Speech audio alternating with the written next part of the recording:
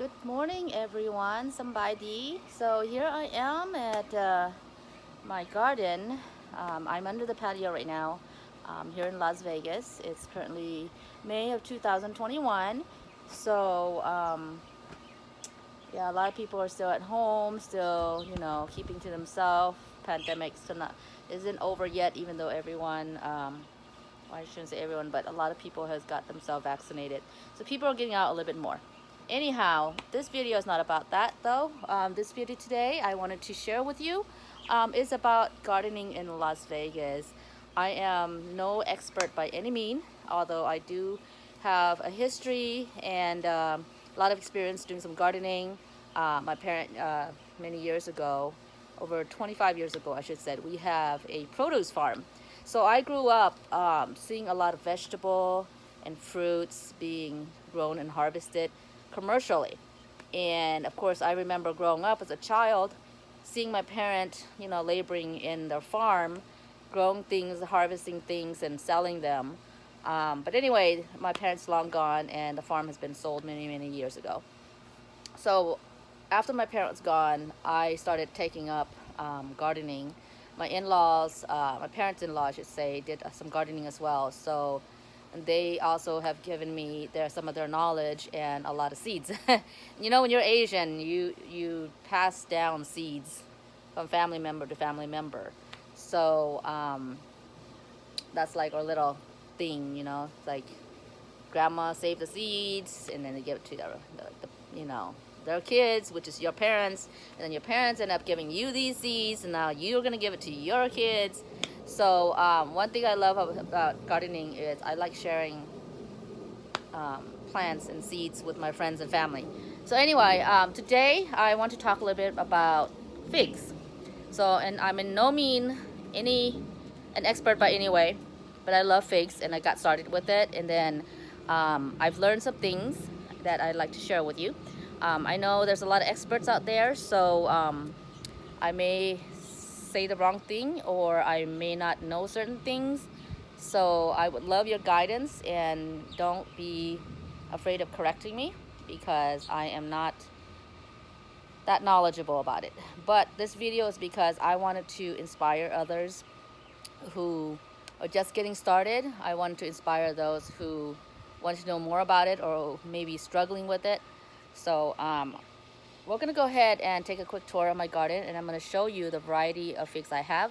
Usually the figs that you normally find, and I started off that way too. I mean, I love figs. I love fresh figs. If you have not had any fresh figs, you're missing out, because, I love fig Newtons growing up. Come on. I mean, if you had figs Newton, it's amazing, right? So, and dry figs are pretty awesome too, but I don't like dry figs because they're just too sweet. Every now and then you go out with friends or whatever, and you see a charcuterie board, or some meat and cheese platter, and you might get a fig or two there, and well, you know what, one or two figs doesn't do any justice. It's just not enough. So I decided to grow my own, and I started off getting some fig tree from places like Star Nursery, from Home Depot or Lowe's. We got some of ours from a nursery in California, and we had to drag it all the way over here. So I joined some gardening group, and got to know a lot of people who were really awesome, who shared their wisdom with me, and I was able to get a few extra figs that I don't have and cannot find in the market or in the stores, and got into collecting quite a few type of figs. So we're going to start off with my brown turkey, okay? My brown turkey and my blackjack are the two most common. So far, here in the desert in Las Vegas, my brown turkey is the one that produced the best and the most,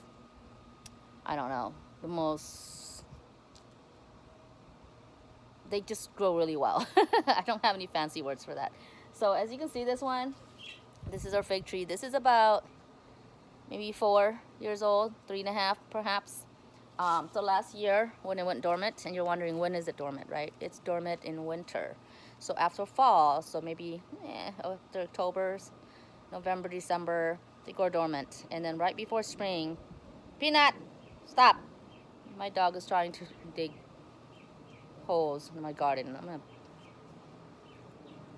No treats for you today.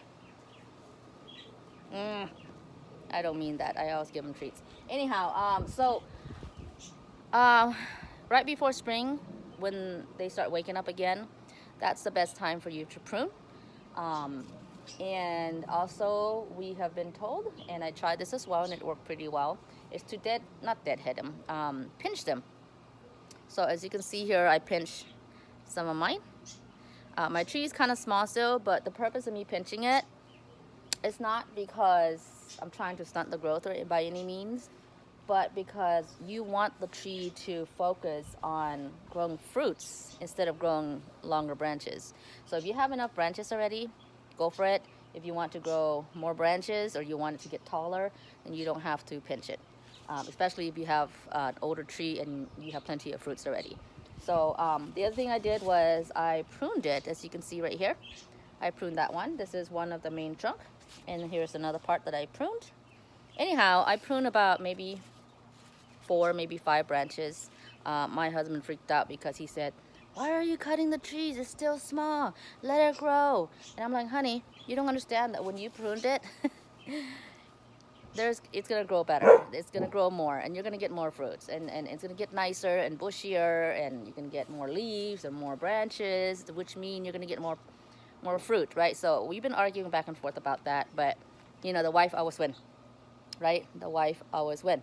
Happy wife, happy life. So as soon as he left the house, I brought out the shear. So anyway, that's my brown turkey. Here, I was lucky enough to get from this wonderful friend named Jennifer, who's also an avid fig grower. She gave me some tiger panache.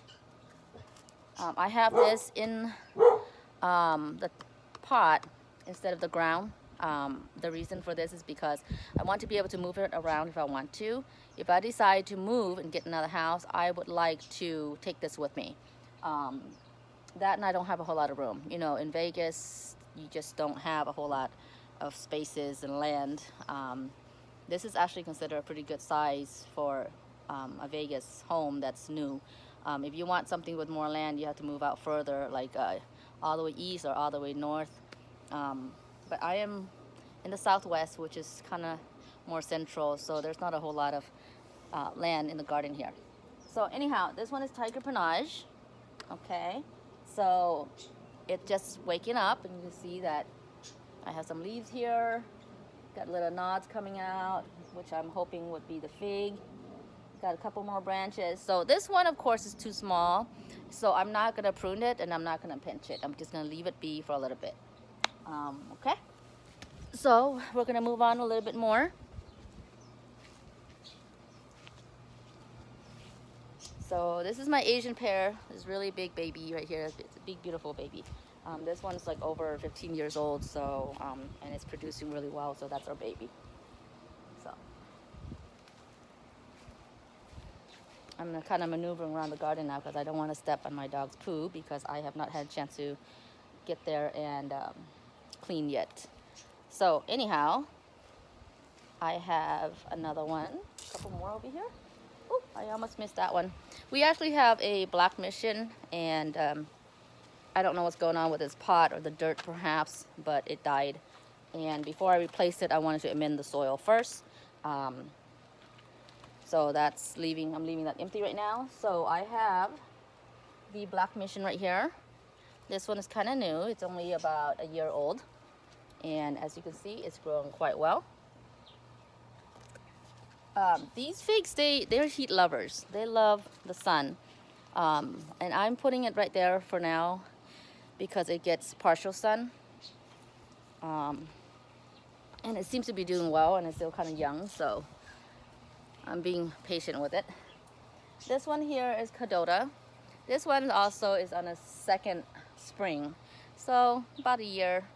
So I'm leaving this be too. And as you can see, even though small, it's producing figs already. There's a little bit more over here, but they're teeny tiny.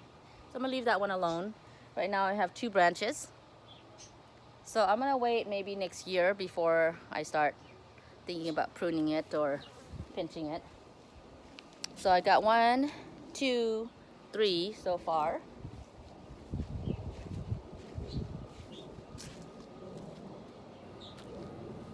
And we're gonna come back here a little bit more. This area has a little bit more afternoon shade, but then it gets morning and later in the day it gets more sun. So this one is a little bit bigger. This one's about 2 years old. It was given to me by a wonderful friend. This one is a Daylena.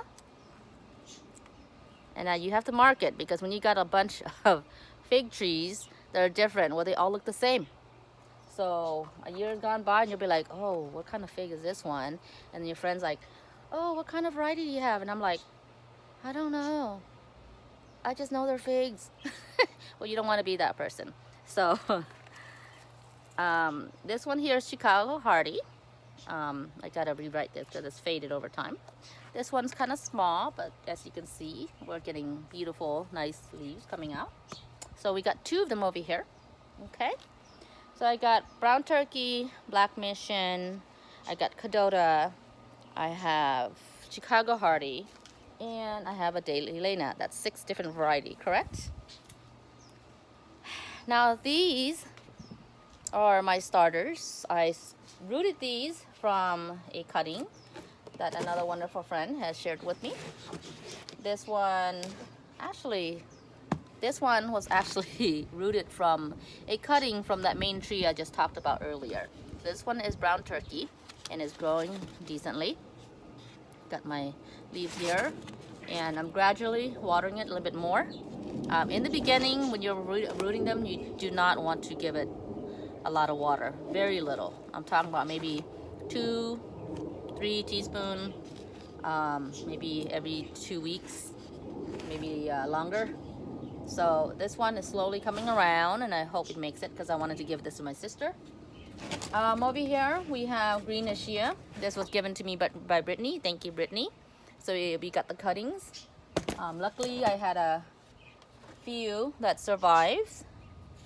So I got a couple here over here. Okay, so here we are. I'm keeping an eye on them because they're very young, and I just transfer it to a pot.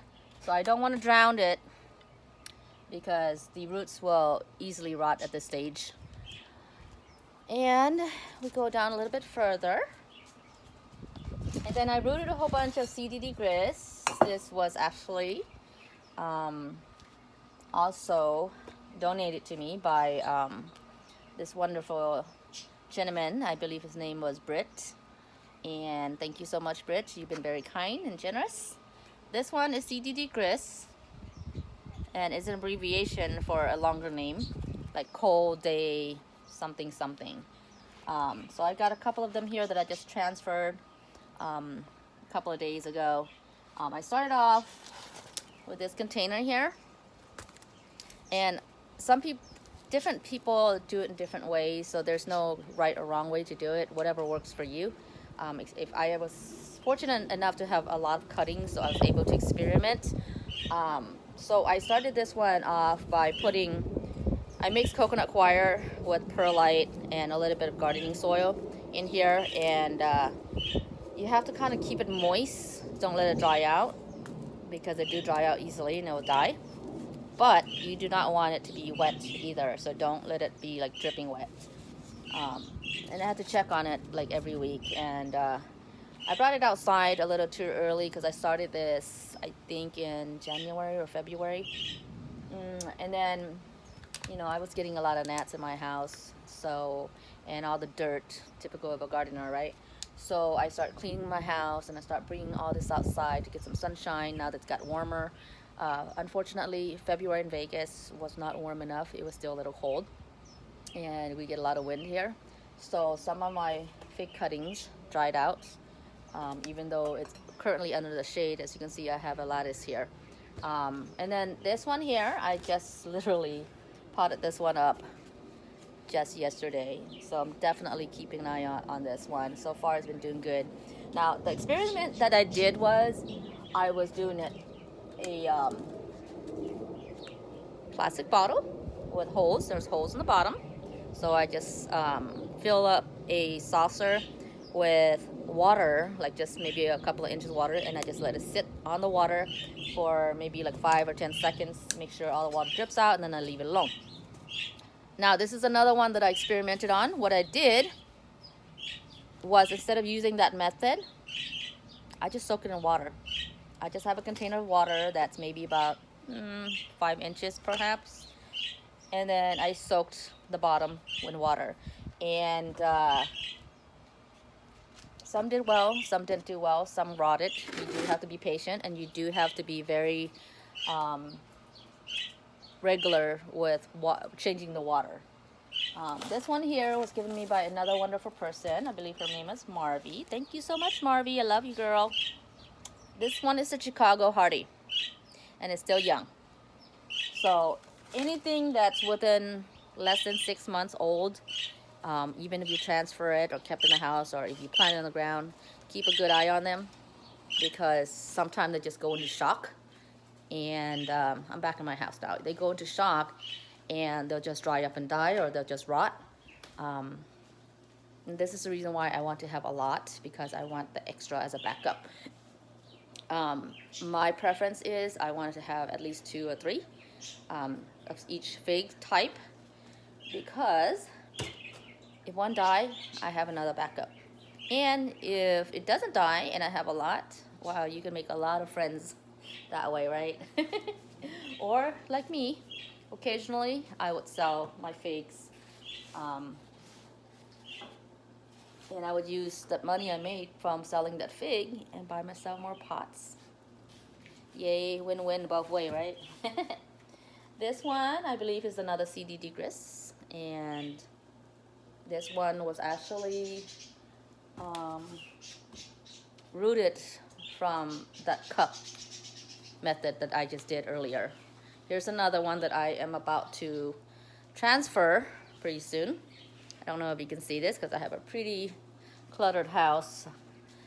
I can't seem to stop buying plants in pots, so it's stuff are everywhere. But anyhow, you can see the roots. Can you see that roots? Very nice and healthy, right? I wrap it in saran wrap. Of course, if you have better wraps, you can get them yourself. You could order some online, but I found that saran wrap worked just fine. And I have plenty of saran wrap in the house. So this one is I believe, is a Kathleen black Ischia. There's a green Ischia and there's a black Ischia, okay? So I wanted to try both. So here's another one. When I am going to transfer this, I have to gently and very carefully cut through the plastic. And it's funny because when I got all these cuttings, I was calling up all my friends and asking my friends to save me these plastic bottles. I cut off the top, okay? And then I poke a bunch of holes in the bottom. Oh, there's a hole. I was like, where's the hole? Okay, I found the hole. So I did so many of them that I might have missed a few of them and not put holes in it, so I had to double check. But anyhow, this little guy is gonna go in a 1-gallon pot. And you're wondering why is the pot so small when a fig can grow really, really big, obviously.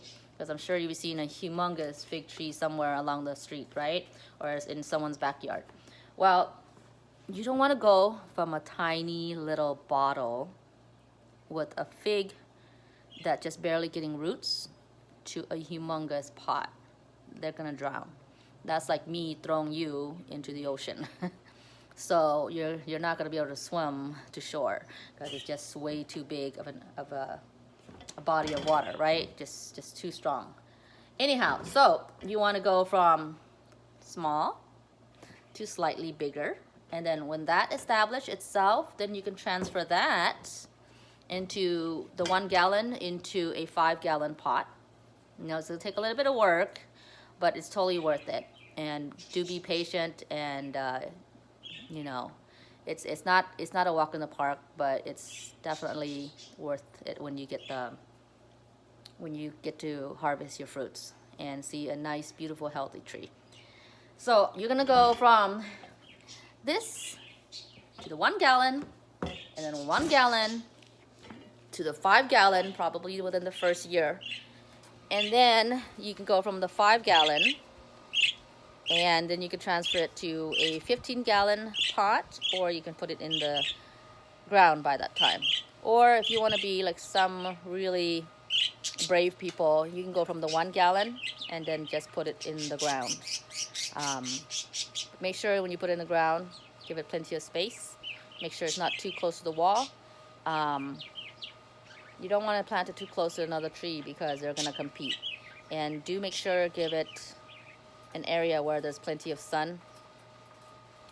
They are pretty hardy in winter, so you don't have to worry about them dying. You don't have to worry about moving them around too much or it getting burned by the sun, because this is one of those plants that it's pretty hard to kill. They do love a lot of water, so you're gonna give them extra water, more than other plants, and you can leave it out in the sun, full sun. That's why they love Vegas so much, because Vegas is really hot and dry, and but we have to water it like crazy. And I think that's about everything that I want to touch base with and share with you. So I'm going to go ahead and let you go, because I'm pretty sure you're tired of listening to me right now. And then I hope to meet you again soon. I would love to hear your comments and any suggestions. And please share with your friends. And I would really love it if you subscribe. So go ahead and click the subscribe button for me. And I hope to see you again soon. Thank you for watching and have a wonderful day. See you later.